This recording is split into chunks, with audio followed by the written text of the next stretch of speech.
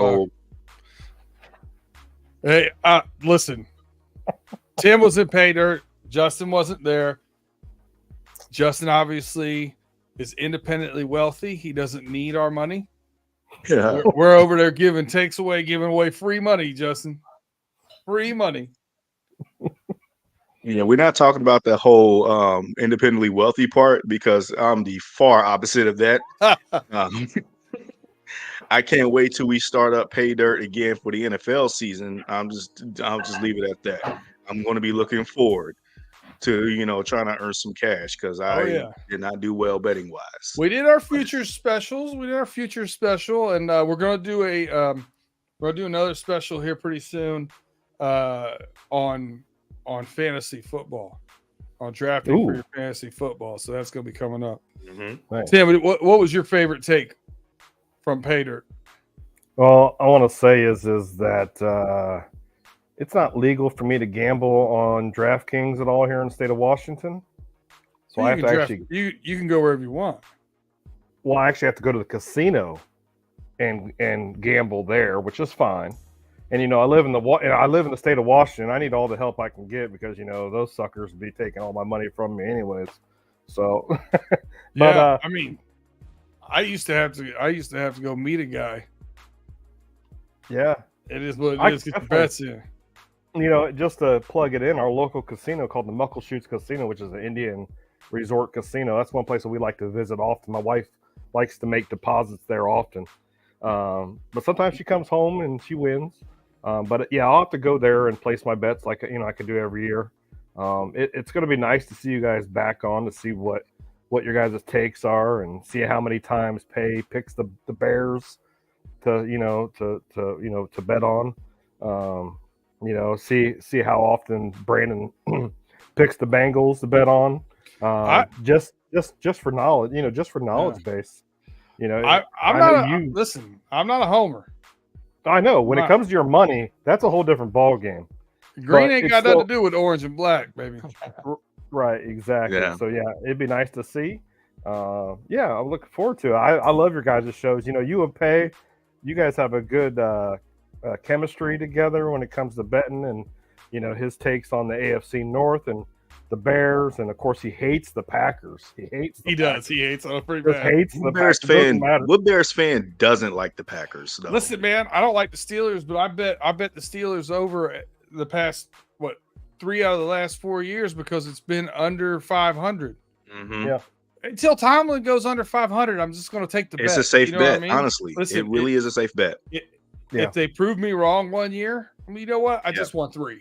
It's okay. I think this year's going to be the year. I think so too, but I'm just betting on the probabilities, man. Probabilities. They know. Yeah. But I got it. I digress. I do have some bets out there on some Bengals. We may talk about that in a little bit, but I'm gonna definitely put in a bet for the Bengals to 9+. I'm definitely gonna put that in there. I'm gonna go to the casino and put that bet in before the season starts. See how much maybe I'll drop $100 on it. Who knows? It depends on if I'm feeling froggy or not. Yeah, I was up 82.5 units last year. It was a good. Which is how much? So how much is that to our ones that don't know what units are? Well, so a unit is whatever you decide what it is at the beginning of the year.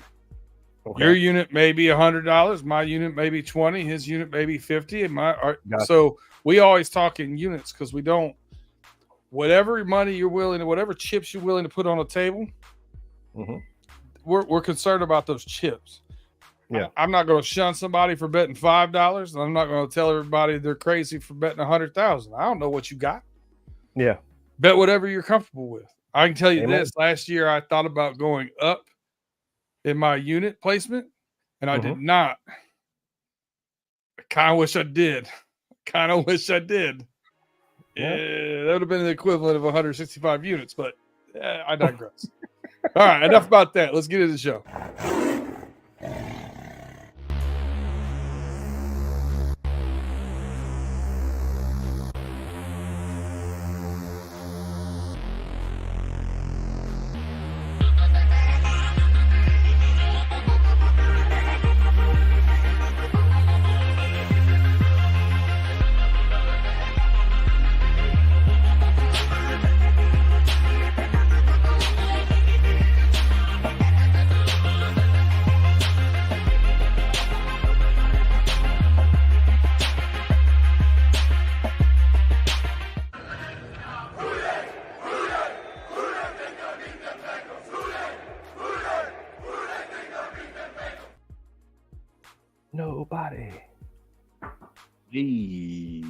we are live, right? We still live, right? We are live, ready to go. Austin's Art. Hello, everyone.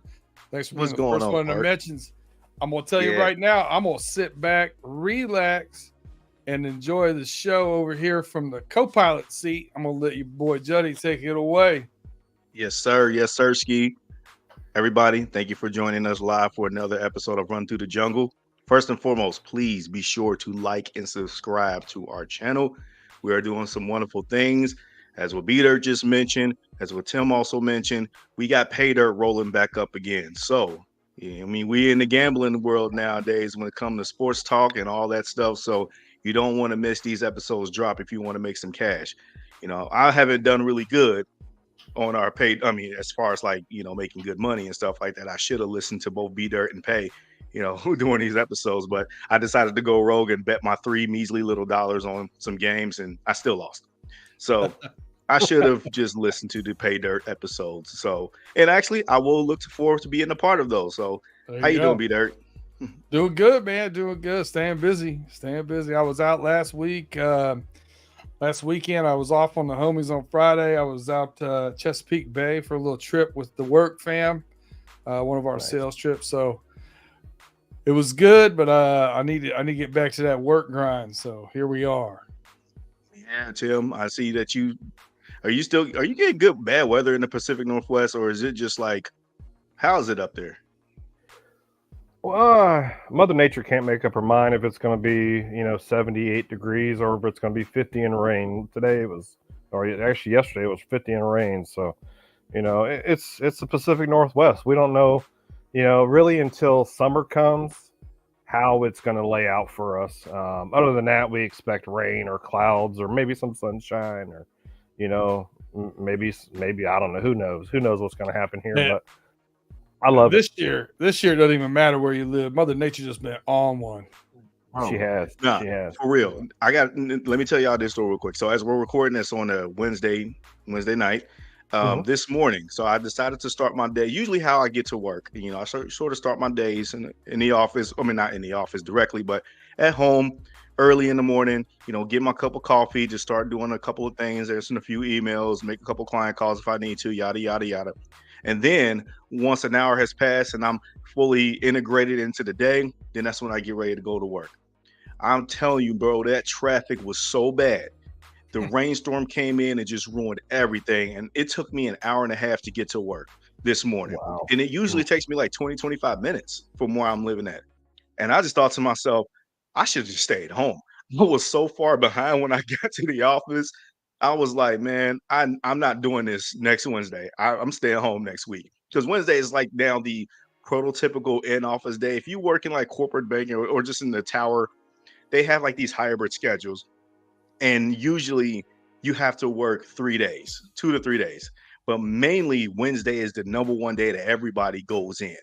I hate it. That made me mad. So yeah, Mother Nature can make up his mind with the rainstorm this morning, ruined my whole morning. But at the end of the day, it is what it is. It's called work. But we're on to a different type of work. You know what I mean? So let's get right into it, man, because I know not a lot is happening in the NFL world now that the schedule got released. So we're entering the dead period here relatively soon.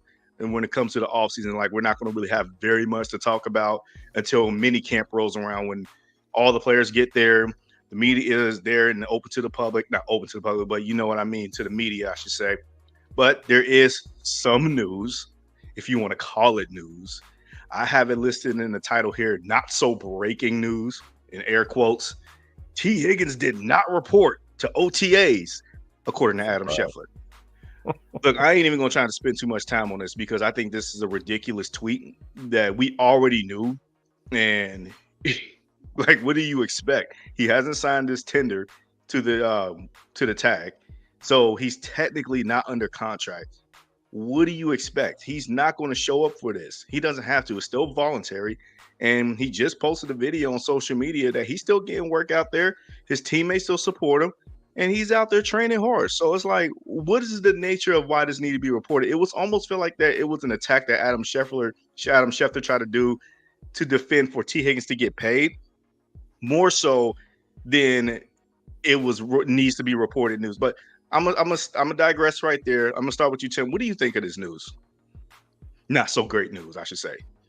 I honestly don't I don't give a damn, to be honest with you. You know, it's that typical media of, you know, one, are they making the Bengals look bad or the front office looking bad? You know, that's what they're trying to do. Two, you know, we knew it was a 50-50 shot that T was going to sign his franchise tag or not, you know, right away or not. You know, it's 50-50 shot. You know, it doesn't really matter. Like, you know, Brandon said in our text messages that, you know, he's not surprised. I'm not surprised. You know, Jesse Bates didn't sign his tag until, what was it, August 29th? Is that what I said, Brandon? I think it was 29th. 23rd, 24th, 29th. I don't know. Whatever in the hell it was. End of August. Yeah, we'll just wait till then. You know, if it happens before then, congratulations. Yeah. If it doesn't, it is what it is. You know, and I understand T wants the bag and he wants to get paid, but with what he's getting on the franchise tag, it's a lot more than what he's getting paid right now. He's not getting paid nothing right now. Mm-hmm. Literally, he's getting paid nothing right now because he hasn't signed his franchise tag. So, you know, can he get more than that when he goes free agent? Or if the Bengals decide to work out a deal with him? Probably not. I'm going to say no, but, you know, it is what it is. Is there anything you want to add on to it personally? Me? Oh, yeah. Yeah. Oh, yeah. I do. I want you to read my tagline right down here. Wish I had those problems. Wish I had those problems. I said that to a Steelers fan today. Said, oh, T. Higgins is upset. He's not coming to OTAs. He's not doing. I wish I had those problems that I could complain about being on a $21 million tag. Mm-hmm. I told my boss today to tag me. I'd play for $21 million this year. I show up every day. I show up on the weekends if you want me to. Amen. I don't get it, man. Like, it's not. He's doing what his agent's telling him to do. And furthermore, and you kind of alluded to this, Justin, so's Adam Schefter.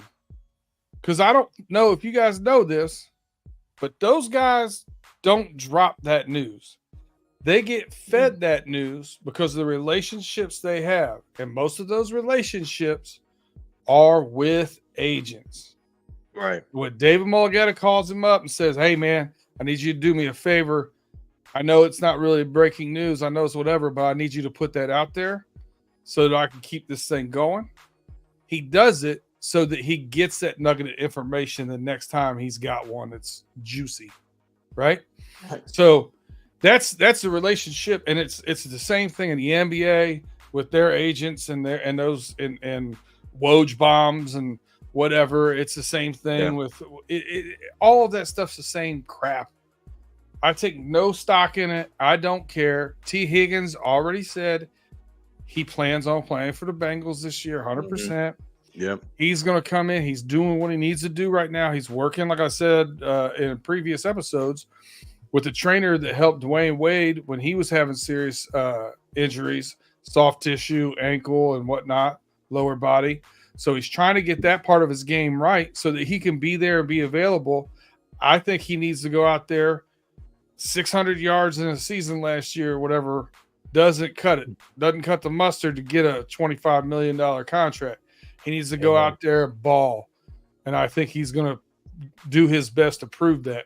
And then you surround him with weapons like Mike Gesicki and Jermaine Burton and Chase, Jamar Chase. I mean, they should ball out. He definitely should, man. I mean, like, at the end of the day, I think this team is going to be fine with or without T. Higgins being present. Again, we're talking about OTAs. It's like the combine. It's underwear ball. This is, it's not the first initial brick to get plays installed or whatnot. However, you do need to make sure that conditioning is properly, aligned with all the players. But let's transition into some OTA talk because, we've been seeing some pretty good stuff, with the clips that the Bengals put out there on social media. Twitter's eating this stuff up like it's freaking barbecue chips or whatnot. They love talking about Joe Burrow.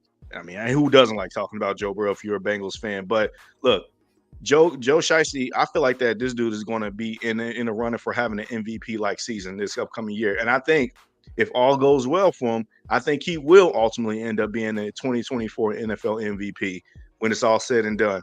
I mean, I got it in my tagline, running towards a Burrow MVP season, because the dude's coming in OTAs bigger, he's stronger. I mean, I don't know about faster. I think he's probably still the same. He's always been like agile and quick on his feet enough to begin with, but they've been very much working on getting him like moving out of the pocket, doing drills on the run, doing throws across his body and stuff like that, and trying to test out his wrist strength, man. Like he's looking really solid, man, and he's the strongest that he's ever been before. He's looked like he's going to be in it just to take the punishment and the duration, because the Bengals team, when Joe Burrow's healthy, they're going deep in the playoffs, and you need Burrow upright and standing and strong for all of those games that we're going to be playing deep into the postseason. Hopefully we'll lead with a Super Bowl victory, but he ain't the only one that's been impressing now. Got to say, man, Jermaine Burton, bro, this dude, like, he's catching on pretty quick, man. So he's so far one of my favorites to hear about in OTAs. But what do y'all think? I need to hear from you guys. You guys can flip a coin of whichever one you want to go first. This could just be a good. This could be a good. All right, I'll go. He's pointing at me. He's, doing this. He's doing a down point. Anyways, OTAs, they've been looking good. I've seen some videos. I shared some videos on X of Joe Burrow helping Burton out with some drills, and you could tell he was helping him out. I've seen some passes from Joe Burrow that on, like I said last week, rolling out to the right, rolling out to the left, and he's throwing dime pieces. And Brandon's been excited. His underwears, he's just been so excited. He's that Joe Burrow's overthrowing wide receivers and stuff. And Gesicki's caught some passes from Joe Burrow. Chris Jenkins, I've seen some video of him. He's looking good. Even Mims is looking really good. His feet and his hands look really good. So it's great. For me, after Joe got hurt and he's been out for all this time, to see him, my most exciting thing, I'm sorry, but it's Joe Burrow. Seeing him back at OTAs this soon and working out and doing this and helping out the young kids, the rookies and all this stuff, it's great to see. Trey Hendrickson came back last week, was seen at camp. That's awesome. That's great to see. You need some veteran presence in there to, help these kids out. But, we don't know what we're going to get next, this coming year. But to have those veterans in there like Joe Burrow and Trey Hendrickson and, all those guys working out with everybody, it helps build a team. It's the Bengals way. A lot of the Steelers fans are like, we wish we had what the Bengals had. We have a franchise, and we have a really nice, just a nice family in the Cincinnati Bengals organization with the team and the players. And, even Mike Brown, I can't even believe I'm saying this. Even with Mike Brown and Zach Taylor, it's a family, it's an organization, and it's the Bengals way. And a lot of organizations wish they had that. And it's great to see these veterans coming and participating in camps that they don't have to be at. I also got to mention this before I pass over to you, B-Dirt. It a lot like the family-oriented environment that you just spoke about. It makes sense to why Trey Hendrickson is also back.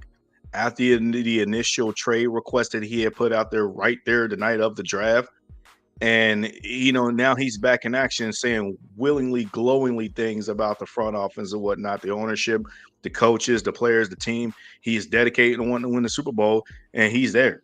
You know what I mean? Yeah. And missed all of the stuff that's transpired. He understands, like, man, we got a job to do, man. We got a mission to achieve and a goal to accomplish. So that I just need to throw that out there. But Peter, I'm gonna pass it to you. Two guys that I've heard more than I've seen. I've seen a little bit of film here and there, but not somebody the cameras are on a lot. I've heard glowing things about Josh Newton, cornerback out of TCU that we took. About his athleticism and fluidity and stuff. So I'm kind of looking forward to seeing what he can do a little bit more. as we get into training camp and in the scrimmages and stuff. And anytime you hear the steal of the draft might be your 237th pick, the center Matt Lee from Miami Hurricanes is doing that good. Mm-hmm. I mean, that's probably a pretty good sign for that draft choice or that draft as a whole, really. But Jermaine Burton, without a doubt, to me, like his athleticism looks great. We knew that. The guy just doesn't drop anything, and seems to be handling the interviews really well. He seems to be interacting really well with his teammates, learning well. Joe Burrow and coaching staff have said good things about him. So that's got to be my number one takeaway. And kind of the thing that's got me the most excited now, other than obviously Joe Burrow looks like his accuracy and his distance on his throws is perfectly fine at this point, and I expect him to be perfectly healthy for the season. So the thing with that Jermaine Burton, man, does it remind you of anybody? Had an unfortunate incident with a young woman, fell down into the third round. It definitely does remind you of some Joe Mixon. Who it definitely had nothing but glowing things to say about. I mean, if we get a 7 or 8 year stretch out of Jermaine Burton here, and he's a pro's pro, I'll be pretty happy with that. Man, if he just solid across the board, even Tyler Boyd's level type career, which obviously I don't want him to have the slow start to the career like Tyler Boyd had his first year, and he really didn't burst onto the scene until the last weekend of 2017, his second year. But then Boyd became who we've all known and loved, and I'm happy that he's doing some solid things down in Tennessee. But you brought up something, and I need to ask you. I'm gonna flip this question back to you, and then Tim, you can answer right afterwards. Who would you like to hear more from? I know as we're getting ready to go into minicamp, because I know OTAs are OTAs and it's underwear ball, and a lot's not available to the media automatically. But as we go into mandatory minicamp, who would you like to hear more from, or to hear more about, I should say, regarding the players? Well, I mean, Chris Jenkins would be one I would say, but I already know he's a dog because I followed his whole college career. Probably McKinley Jackson or Tanner McLaughlin. I know he's coming back from injury and whatnot, so it might be a little bit touch and go. But I'd like to see more and hear more about him. And then the running back room is just is very interesting to me. I think the duo of Moss and Brown could be really good. So I'm interested in that too. I'd like to see more of that. I'd like to hear more about McKinley Jackson specifically. Tim, for me, I kind of agree with Brandon on the running back room. We haven't really seen much about the running back room. I know it's been a question for me of how they're going to utilize them, what they're going to do. We still got Williams and we still got Chris. Why do I always mess up his name? Captain America, baby. Yeah. Chris Evans. Yeah. Chris Evans. We still have Chris Evans as well. So like the running back room is, it would be nice because it's not, we've had Mixon for all these years, and then now it's kind of like we know what Chase Brown can do, sort of. We know what Zach Moss can do when he played for the Colts, kind of, but how are they going to be utilized and stuff like that? But that's besides the point. For me, really what I would like to see is, everybody's pitching this fit still about, we lost DJ Reader. We lost DJ Reader, Reader this, Reader that. Well, the thing is I liked DJ Reader, don't get me wrong, but what I'm about to say is DJ Reader made no difference last year when we were 31st in the run defense. So, don't get me wrong. I love DJ Reader. I love what he did for the Cincinnati Bengals, the organization on and off the field. I love DJ Reader. Don't get me wrong. But for me, last year, it wasn't very good. So now I'm like looking at, like Brandon said, Chris Jenkins, McKinley. McKinley, Sheldon Rankins. Yeah. BJ Hill. I would like to see more on those guys to see how they're working on run defense. But I know Sheldon Rankins is a pass defense guy. BJ Hill, he's a, run/pass defense. How's Chris Jenkins going to come into the works? McKinley is going to be a run support guy. Are they going to use him as a nose tackle, or are they going to, use him, like 4-3 defensive tackles are offset in the A and B gaps?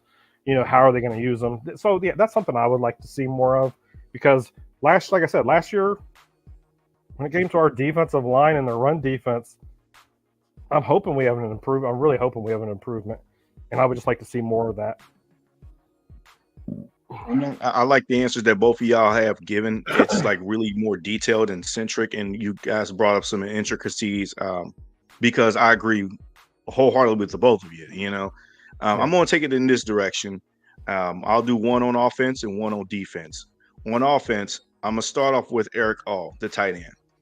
I believe that I need to hear more about him and how he's progressing. And, I get it. He had his injury, and I know they want to try to bank on the future with him. I do like that they invested in another tight end later in the draft with Tanner McLaughlin that has the potential of being a really good pick as well down the road as well. But I just think about, I'm not one of those people that complain about picks at all too much, because, unless if it's really egregious that don't make any sense. For example, the second, third round pick was McKinley Jackson, as you mentioned. I like to see stuff from him, obviously, but you had Jatavian Sanders right there on the board that would have ultimately solved your tight end position with Mike Gesicki as well, too. And you may not have needed to draft two tight ends all at once. But that's neither here nor there. The draft has been done and over with. We got our guys down there in the building. They're training. They're having a good time, I believe.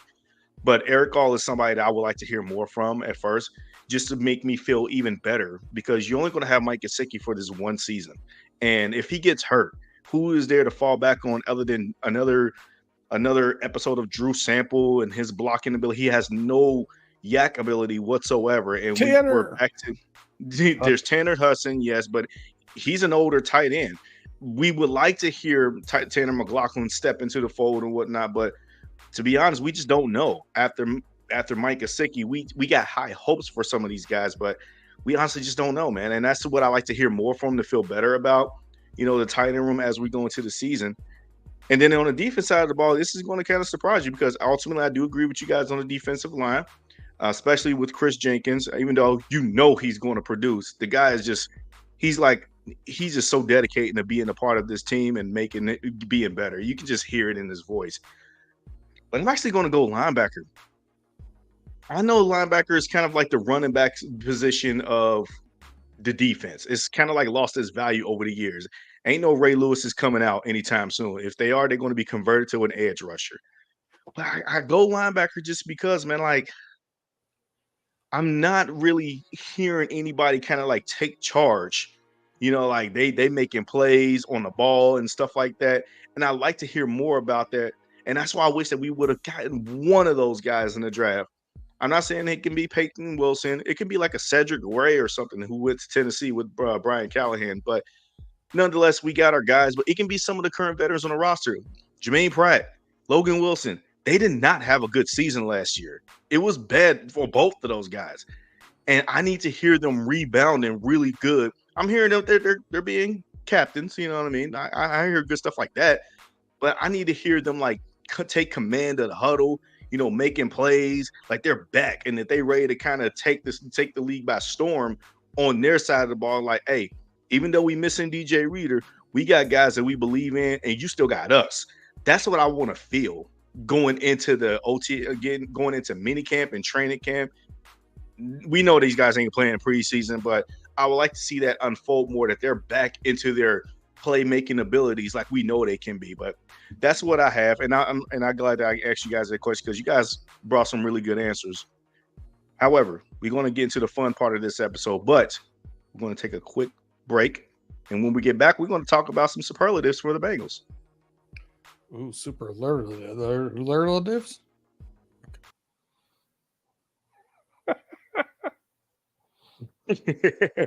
Hey, we are back. We are back on the Run Through the Jungle episode. Thank you so much for joining us. Brandon, I know you try to pronounce the word superlatives. This is the 2024 schedule stuff. Superlative. Yeah, we want to go into some more schedule talk, y'all.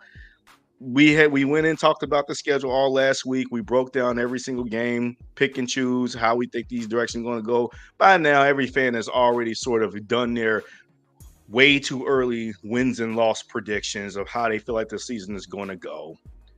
We're not doing that this time because, number one, that starts to get outdated at some point. But we are going to talk about some things, and I do want to bring up to you guys regarding the Bengals schedule. So, before we do, we got Ken Hammock here with a new comment. Remember, the QB in New England got 2 young tight ends and tore the middle up the seams.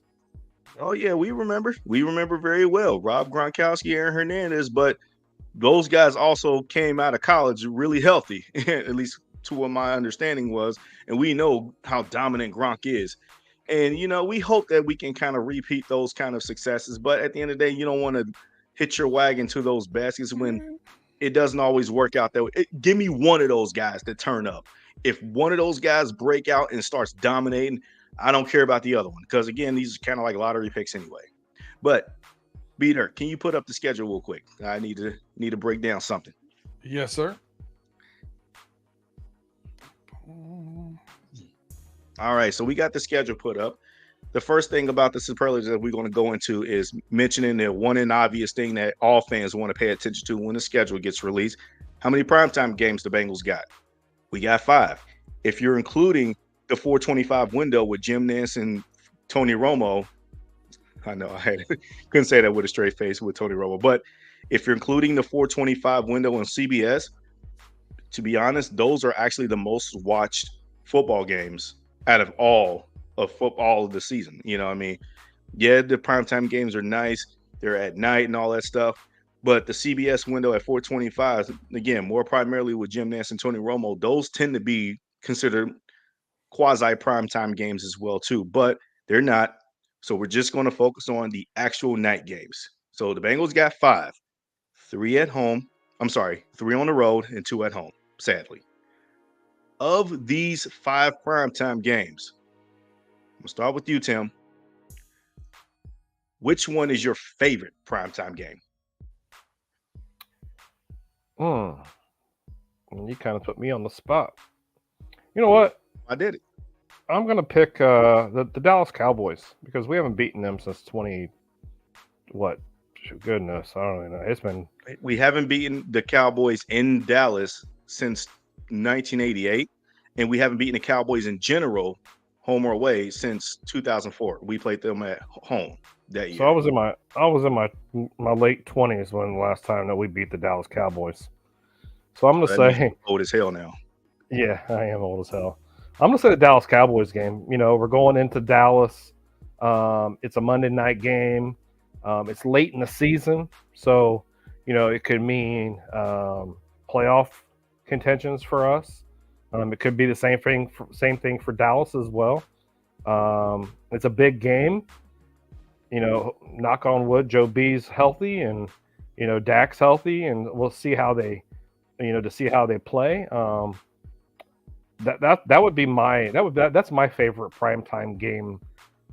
Because it's against Dallas, it's at Dallas. Like I said, we haven't won forever, so I'd pick the Dallas game. Boy, Ken Hammock's a new commenter, but he's quickly becoming my favorite. James Brooks tore Dallas up that day. LOL. James Brooks was my favorite running back of all time for the Bengals. I wish I was born during that time, man, because I would have loved to watch James Brooks and Ickey Woods in person. I was born in 91. I'm a young buck, getting kind of old because I'm in my 30s now. But Brandon, do you agree? Is Dallas your answer too, or where are you going with this question? You know what?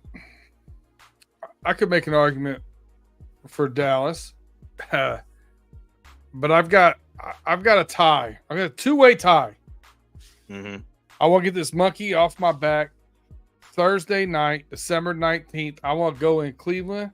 And I want this thing to be over in the first 15 minutes of the game. I want to put a stake in them. I'm done with this. I'm tired of losing to them. Tired of it. I hate it. Yeah. No, I agree. But I agree with you. The second one is probably what you would consider the worst primetime game, but it's just petty as all heck. My boy Shannon Plew and I are going to have to do some kind of bet on this one when we go to the Giants October 13th on Sunday night, because he's a big Giants fan, and I hope we get to clown him on that one. That's really not – to me personally, though, we'll get to the least favorite here in a minute, but I don't really feel like that game is my least favorite primetime game in my opinion, or the least favorite all in all, just because it's in New York. The mystique of being at the Meadowlands is Burrow and Chase up in New York City this time, even though technically it's in East Rutherford, New Jersey. But anyways, my favorite primetime game, I got to go with Tim here. I agree with you. It's the Dallas Cowboys, Monday Night Football. Everything's bigger in Texas. And the Cowboys brand always tend to shine on the bright lights. We played a lot of big games in the bright lights. Again, I'm also including that 425 window, not necessarily with this question, but with that division. All the eyes are going to be watching us when we play the Giants, Washington, Dallas, and Philly. All eyes are going to be on us. My honorable mention would have been Washington, just because that was announced as the new Ring of Honor game. It is Jayden Daniels coming out of LSU, won the Heisman, going against Joe Burrow, former LSU, also Heisman Trophy winner, national champion. Two of those guys, the young pup, the rookie, going against the old vet now, because Joe Burrow's considered a vet once he hits his 5th year. But I got to go with Dallas because, in my opinion, that game can loom large on so many different things. It can be a feel-good win that you finally got that Dallas monkey off your back, number one, that a smaller brand can outshine a bigger brand in their stadium. I don't know how the road primetime games work when it comes to Bengals. I know we just finally got our first one last year in Jacksonville, but that one just has not a lot of opportunities to be the signature moment for Joe Burrow's MVP game as well, too. And I will have my popcorn ready for that game. Yeah.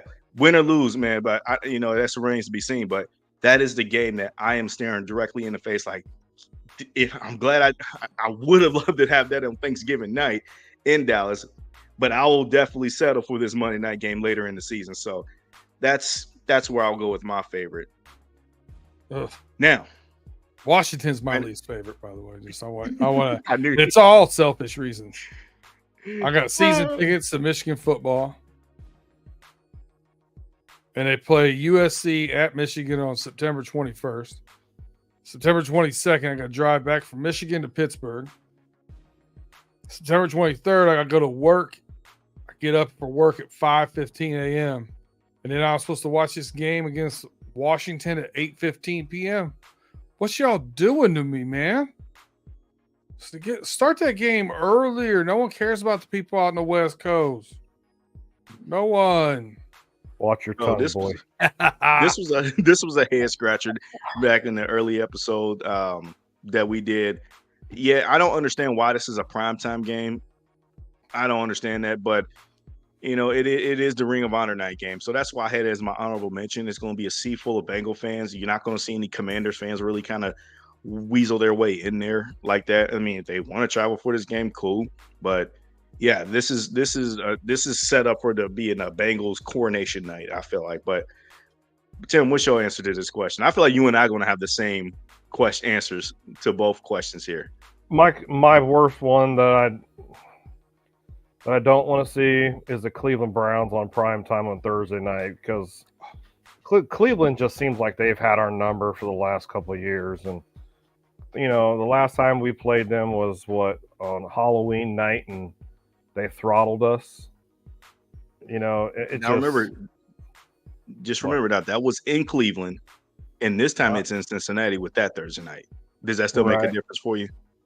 No, it doesn't make a difference because it's Cleveland. It's Cleveland. I hope we win. Don't get me wrong. I hope we win. It's prime time. I hope Joe Burrow comes out there and just balls out. But yeah, I would say the Cleveland primetime is probably my least favorite. My second least favorite, I agree with Brandon, the Washington Commanders game. Man, whatever. Hey, I got it. I thought you were going to go in the same direction as me, man. For real, I hate Thursday night football games in general. They're not as appetizing as people. It's never really a good game. The home team usually always wins that game. It's not interesting to me. That being said, my pick for my least favorite primetime game is not actually going to be the Cleveland game, but it's going to be Baltimore at their house. I hate where they placed that game. For the third year in a row, we got to play the Ravens in their building on prime time. Baltimore gets so amped up for primetime, nighttime football at the bank, and I can't stand it. It's like, why do we have to? Why is our game against them in our house at 1 o'clock on a Sunday, but yet theirs gets to be at night, and they get to get all the theatrics and stuff like that? It doesn't loom in our favor because we're obviously coming into their house on a short week. And as I mentioned before, the home team is usually the most favorited going into that game. But Baltimore, more specifically, is insanely dominant on Thursday night football, mainly just primetime games at home and to begin with. And has all the makings for a loss to be for the Bengals. And that's why this is my least favorite. And I hope next year that they'll kind of think about, you know what, we may not need to be doing this moving forward. We need to give the Bengals one of these games at prime time at home. You know what I mean? Like, I hope they do something like that, but that's my least favorite there. I hate that game. And and I feel that same way with this Kansas City game. I'm tired of us playing at Kansas City. I'm just sick and tired of it. Why are we going to Kansas City? Who gives a crap about Kansas City? We shouldn't be have to go into Kansas City. Let them come to our house and we whoop their ass. That's all I got to say. Yeah, and again, that is a 425 game. It could be another primetime game if you want to consider the most viewed and the most watched, according to all of the networks and whatnot. Obviously, I didn't include it with that question. It's usually just set for the night games.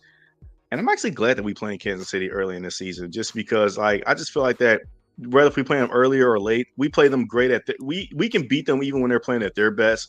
It sets us up nicely to have a nice, great start to the season potentially. But at the end of the day, the schedule is what it is. There's some advantages, a lot of them, but there's also a couple of disadvantages. But like I said, that Baltimore on Thursday night for the second year in a row, almost to the date when Joe Burrow got his wrist hurt that game to begin with. Yeah, I don't like that. I hate that game with a passion. And I'm already going to go into that thinking like, oh, the Bengals are automatically going to lose this game just because of the placement of where it's at on the schedule. But beggars can't be choosers, man. A lot of people already got stuff going on with their schedule. And this actually leads me talking about the division. I actually want to talk about this final superlative. And then we're going to toss it over to you, Brandon, to kind of talk about some betting odds here that maybe you want to get and talk with. But number one, division. We got to get past the AFC North gauntlet. Get your home right before you can start going out on the road helping others, whatever. I don't know what that saying is, but I heard it and I thought it was sweet. But anyways, what do you guys feel like that the Bengals over and under wins should be? Actually, let me scratch that question. I asked it wrong. I personally set the Bengals over and under win total. This is me personally at 3.5 wins this upcoming season. I just need to hear from both of you. Do you feel like that's too high? Do you feel like that's too low? Do you think the Bengals could cover and get 4 wins in the AFC North this time around? Do you think that 3 is right about where they're going to be? If you were a betting man, where would you go with this? Brandon, I'm going to start with you. And you are a betting man, so let me just kind of change that. If I was a betting man, let me put that hat on. I actually have us going 3-3 in the division, so I would go under on that. I don't like saying it. I want us to go 4-2. I want us to go 5-1, but we do have a couple of tough road games, tough primetime games. And I'm really hoping going into that last game of the season in Pittsburgh that we ain't playing for nothing and they are. Yeah. So because of all those factors, I think 3-3 is probably where we fall. Tim, I feel like you agree. I already said that. I said that last week and the week before, and I said it in the homies chat and everything. Yeah. I think we split it 3-3. Just like Brandon said, I hope we go. Well, for me, I hope we go 6-0 in the division. But it's AFC North football. This isn't the NFC. These are champions battling back and forth in the AFC North. and it could either go one way or it could go another. But I would say the under as well. Under 3.5. If we do hit 4, I think it's because we sweep Cleveland. Right. Here's what I'm going to go with this, because I know the history in this division. Last year was a total garbage fest. I wanted to cuss, but I'm not going to. 1 win, and let's be real here, that should have been a loss if Cleveland would have played all their starters. So I'm going to call it no wins in the AFC North. I'm not counting that, playing the rec center players of the Browns, team when they were resting all their guys. I'm not counting that as a dub for real, if I'm being honest with you. So, but this year, I just feel like that maybe it's being hopeful, and I know hope is not a strategy, as many a times that we like to say on this channel. But I think the Bengals have went on a mission this offseason to understand that they have to play better in the division. Your first test is going to be at home against Lamar Jackson week 5. They know Lamar hasn't lost a game in Cincinnati since he's technically been a starting quarterback. He hasn't lost a game in Cincinnati before. He's 8-1 as a starter, as a career starter against Cincinnati. Now, again, we can all talk about like the games he didn't play or whatever. I don't care. That's technically speaking, that's the record. You already mentioned, both of you guys mentioned Cleveland. We just haven't been able to beat the Browns for whatever reason. We haven't beaten the Browns in Cleveland, more specifically, since 2017 when they had their losing season when they didn't win any games. So it's like, what's happening here? Why can't we win in that place where we know that we can own the dog pound at any given moment? It just hasn't happened for the Bengals. Pittsburgh is the only team that I really don't feel like has that edge to them against us anymore. But however, they're still like that old dog in the backyard that can still come with a vicious bite. They beat us twice last year, albeit we didn't have Burrow, but it's not like that they were high flying on offense with all their guys, but they looked like in their first game, I should say. So it's tough, man. It's tough. But I'm going to think optimistic here. I am going to think that the Bengals do rectify some of these division L's. I think they go with 2 losses. So I would actually bet the over. This is a risk. So it's like I'm going to put $1 on this. But I think that I will take the over in this one. I do think that they will snap that streak against the Ravens. I like to be hopeful and think that they will beat the Browns in Cleveland finally. And then because Cleveland's schedule is tough, and then they got a tough gauntlet to end the season. And I don't know, they might be unraveling. I don't know how Deshaun Watson is going to perform. And then by the time that Thursday night game comes, bro, we might be mopping the floor with them. Like, bro, you can go back up north and all. And the only real true loss that I can say outside of the Baltimore Ravens game on Thursday night, it's week 18. If the Bengals do everything that they need to do, rest all their guys, Pittsburgh's 8-8. They want to try to keep their streak alive for not having a losing season, and then they win that game by default. And I think that's your 4-2. And that's kind of where I feel like this Bengals team goes this division. So those are my superlatives. Take them how you guys will. But I'm agree with Ken's comment here. Joe Burrow also said it too.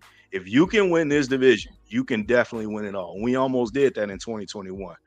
Amen. Brandon, I'm going to pass it back to you because I know you got some more stuff to talk about. Yeah, if we go 5-1 in this division, mm-hmm. I mean, I'm starting to think I've never been to New Orleans. I'd like to go down there for a Super Bowl. I mean, you go 5-1 in this division. I mean, who you win this division, you got a shot. You go 5-1 in this division, you on a roll. Mm-hmm. I don't know. It is a lot of nonstop flights right now are $600. I mean, maybe I won't get them yet. I'll wait. But I would like to go to New Orleans. I don't know anybody's going better than 4-2 though. It's a tough ask, but I'm also just looking at the myriad of gauntlets that are happening in the AFC North too. Baltimore has a tough schedule, man. They are due for a setback. Now they play good football against the Bengals. Yeah, when you look at strength of the schedule, we're in the middle of the pack. They're 1, 2, and 3. Period. End of story. Well, that's where they landed. True. But I also think that out of everybody in the AFC North, the team that has the least toughest is the Bengals, if I'm being honest. We got a pretty favorable schedule. By strength Pittsburgh of schedule, we do. Strength of schedule, correct. Pittsburgh has a good early schedule, but their back end of the schedule is brutal. Yeah. It's ugly. And Baltimore, it's like, man, they got a first place schedule, so they got to play all the big dogs that won the divisions last season. They got to play Buffalo. They got to play in the Ravens' house, I should say. They play Kansas City week 1, Eagles, Cowboys, all that stuff. We already know that.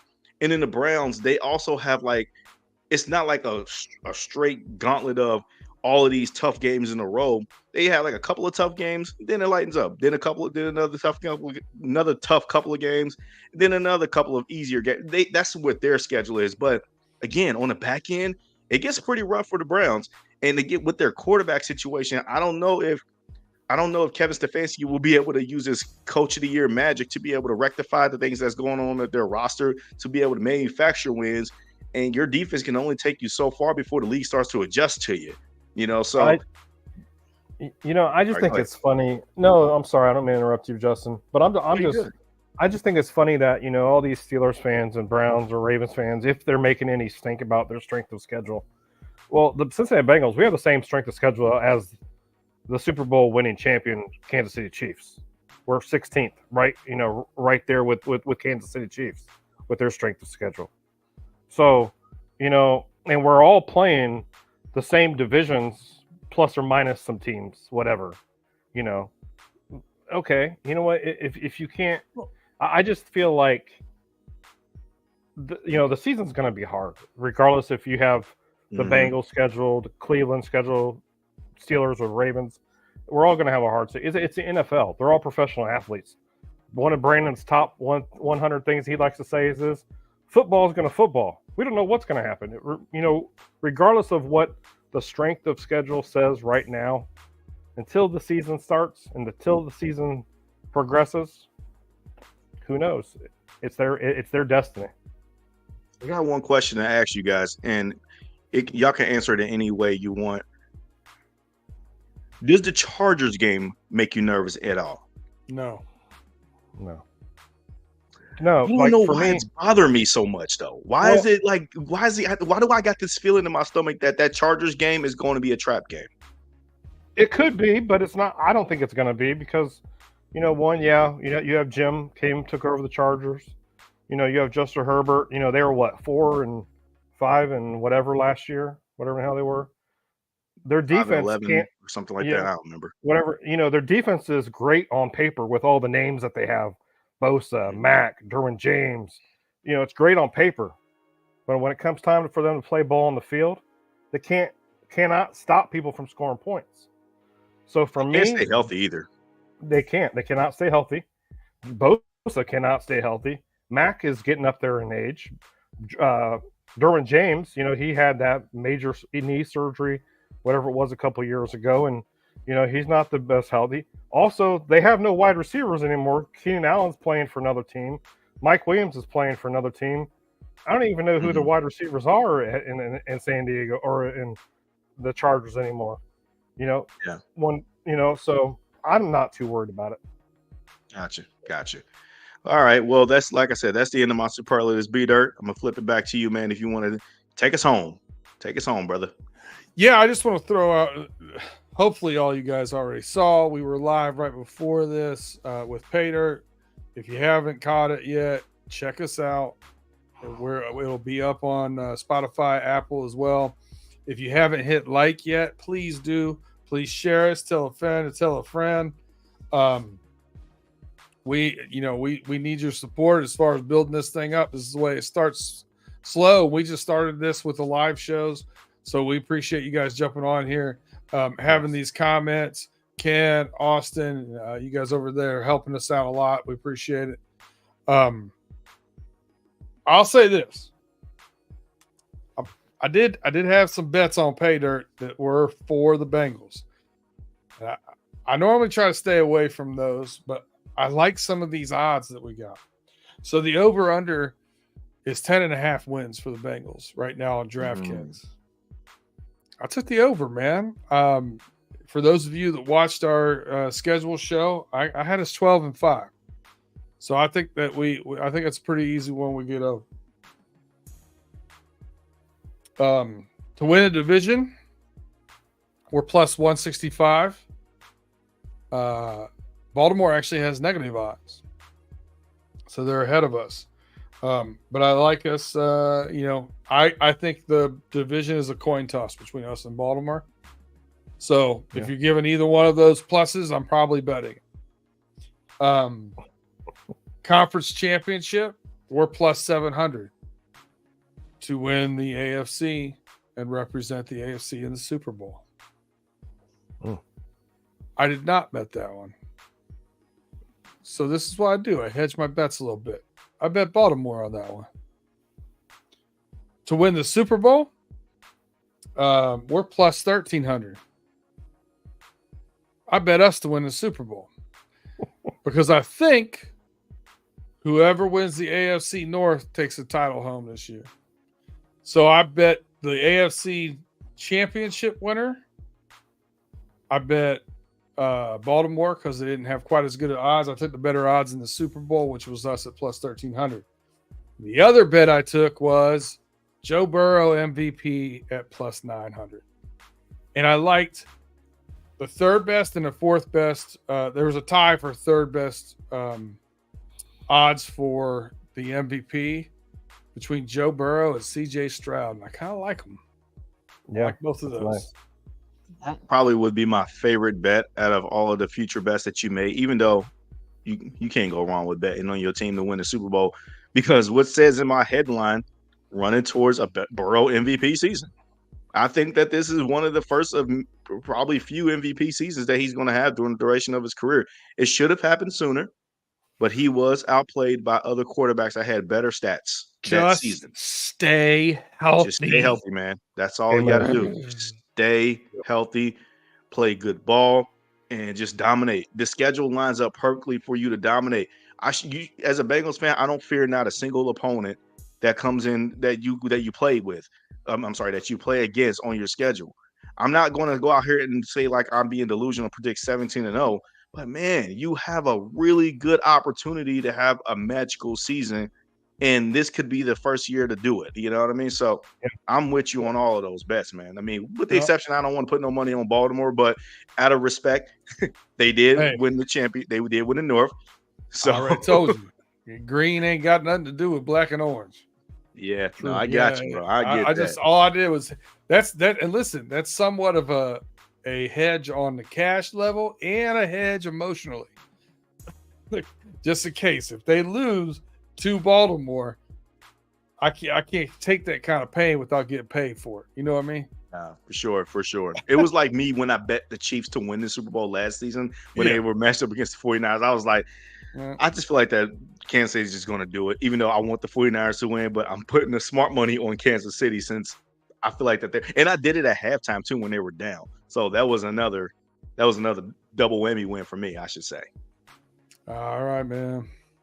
I do want to invite Ken. Ken, if you haven't checked this out, Friday nights, the homies are live now on our YouTube channel, 805 Homies Overtime follows that. We get into mostly AFC North. I live in Pittsburgh, so I'm behind enemy territory. So I get over there and talk a little smack with some Steelers fans and our Ravens representatives. So it's a good time. And here we got a Browns guy coming on Friday, so I'm going to gear up for that. So check us out over there. Every Friday evening, 8:05. Every Wednesday evening, 8:05 here. So you can check us out all the time. Justin, I appreciate you. Thank you for driving the ship today. I had a lot going on with work and with pay dirt. So great job as always. Appreciate